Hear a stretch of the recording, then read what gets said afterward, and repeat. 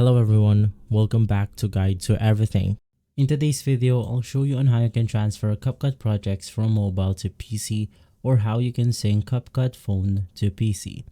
So first things first, you want to go ahead and log in your CapCut account. So you can just go ahead and navigate through the login page right here. Log in your account for CapCut, and from there, you then want to make sure that you use the same account for your mobile devices. From there, you then want to click on the account settings right here.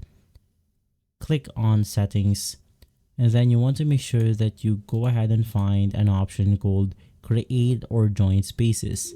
Now in my CapCut version, it's going to be on the side of the screen right here. So just click on the create or join.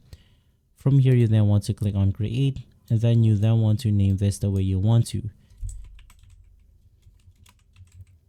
Click on create and invite members, and from there you just want to go ahead and copy the invitation link to your mobile devices that you want to sync your CapCut into. And basically, once inside this space, you will be able to see the videos that you are editing on that specific spaces. For example, in my case, I have this one, and for the recent space, we then have a fresh copy of this specific space right here.